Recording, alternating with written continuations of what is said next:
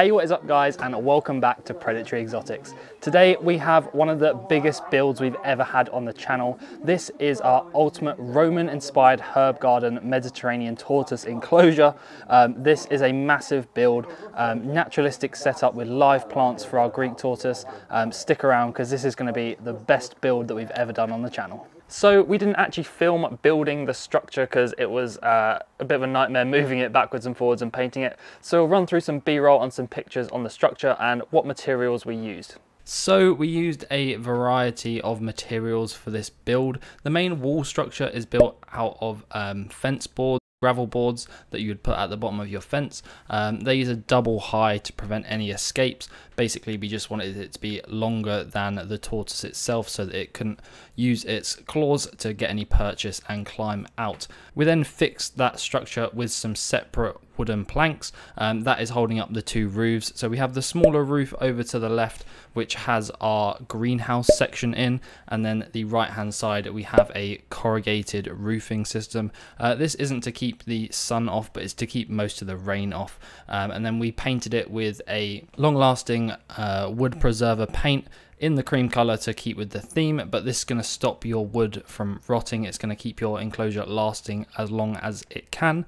So now let's get on to filling the enclosure. So the next stage is we're actually going to add a drainage layer into the bottom of our enclosure. Obviously a Mediterranean tortoise is going to be free draining soil, so we don't want it to get too soggy and wet.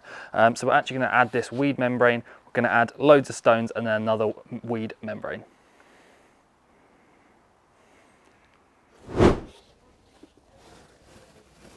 So now that we have our weed membrane down, next is putting the drainage layer in. So we're using 10mm pea gravel. This is basically just going to separate our quite clay soil down the bottom from our topsoil sand mix. That's going to allow for extra drainage and you're not going to get a soggy bottom.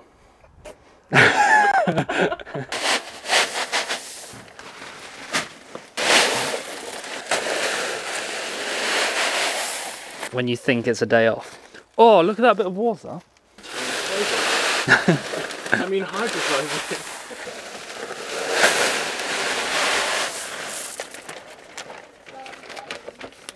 So we ended up using quite a few bags of this pea gravel. You can see it is at least a couple inches thick. That means that any water that's going to run through our actual substrate is going to go into here and run out, and it will mean that we have a nice dry substrate because these Mediterranean tortoises, they are from a sandy soil climate, their biome, so we don't want it staying too wet in here. That's also why we have the roof.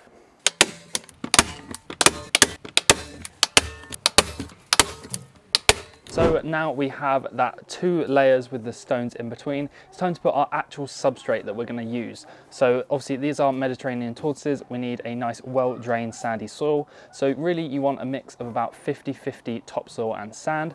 The only thing with the sand, you have to make sure it's play sand. These have really round grains, means it won't stick together and cause possible impaction with your reptiles. So with any reptile, not just tortoise, make sure it's play sand, not builder sand or anything like that. So we've got our topsoil, as you can see, which is already sort of like quite a fine soil, but we're going to add this in. And then we're going to mix it up, and we're going to do like one bag at a time so we know it's 50-50, and then hopefully the whole thing will get to a point where we got the perfect consistency. But again, another lot of lifting. So I've been mixing it for like 5-10 minutes, and that's one bag out of the 10, so yeah, it's a workout. Several months later. So we've finally got the substrate in. As you can see, it is quite deep because we are going to be planting plants in it in the next step. But yeah, this is the sandy soil consistency we're after. It's going to hold a bit more moisture deeper down for the plants, but it's not going to get too wet for our tortoise. So obviously with the theme of this enclosure, we've got these broken pots. Actually got these from a local garden centre, so if you are after the same sort of thing, just maybe ask if they have some broken ones. But we're going to use these as hides. So we're probably going to have the first one somewhere over here. Stick that in, and that's going to act like a cool little hide in there. We're probably going to add some stones so that it isn't just soil in there. It's quite a cool naturalistic-esque hide. So we've got these big rocks. This is to add some texture to the enclosure. Tried to theme it sort of creamy white cobblestone type thing with the wood here. And we basically use these, add extra texture. It will file the tortoise's nails down, and hopefully when we nestle the plants next to it, it will stop him bulldozing them. No. So we got the rocks in place finally. We've got some here that he can climb over, wear his nails down, some more decorative ones. And then here we've sort of done like a hill type thing that he can climb over sort of into the greenhouse section. Obviously any of the ones that we put near the wall, we made sure he can't climb up because we don't want to use him as a step to get out. So now it's time to do the plants. So plants is quite a key part of the enclosure design. You want plants that are safe to eat. You don't want to put stuff in there that could cause any harm to your tortoise. So we picked all safe plants, but we've tried to be a bit clever with it and pick ones that they might not necessarily want to eat. So you can see here, these are lavenders, as well as our herbs. We've got rosemary, oregano and thyme. These are all edible for tortoises, but due to their sort of smelly nature as herbs, and they don't tend to eat them too much. And then this is our cordline. This is the red star to go with the theming. Can eat this, but again, hopefully he doesn't munch too much of it. So let's put them in place and see how they look.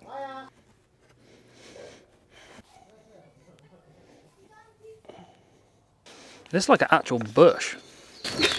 Like, no, like actually, genuinely. I thought it was just like, don't know what I'm doing. So we've got our plants in, actually really happy with how they turned out. We've got our lavender plants in here, we've got our 3 herbs. And basically we've tried to keep him up against the rocks and stuff, so he kind of tries to go around them, hopefully. And then we've got our cord line over there, which looks pretty cool, seeing as it matches our roof and stuff like that. So now we're going to add our stones just to give it a bit of extra texture, extra sort of detail, and then we're almost there. So that's all our stones done. We've put them sort of around the plants, make them pop, and then we've got these small tiny gravel bits inside his hides. It's just going to help with drainage, make sure if he is under there trying to get out of the rain will go through the stones and then he'll be nice and dry. So it's time to put the water bowl in. I've got this terracotta dish to match the rest, so probably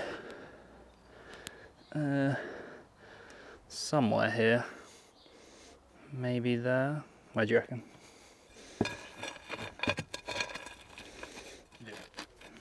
That.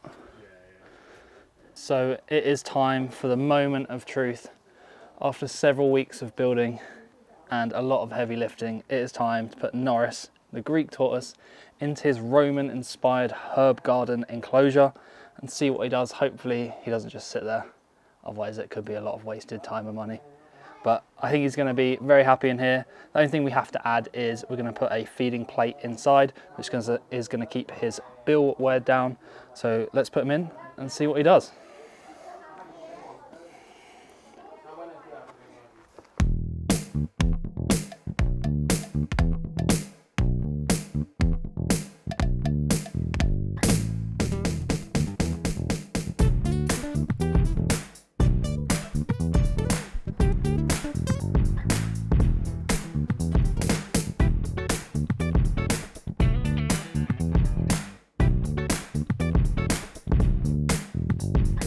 So we have finally completed the Roman-inspired herb garden from Mediterranean Tortoise.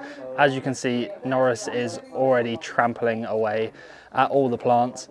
Hopefully they don't last only a week. Hopefully they last. But if you have enjoyed this build, please leave a like, subscribe to the channel, because we're actually going to do more things for this. We're going to be doing a whole enrichment build, a little contraption. I won't spoil it too much. Make sure you stick around for that, and we're going to build him a permanent predator-proof house out here as well. So stay tuned for all of that. So you definitely subscribe. Hopefully you have enjoyed, and Norris is definitely trying to escape. But stay tuned to see how he gets on, and see you in the next video. Bye guys.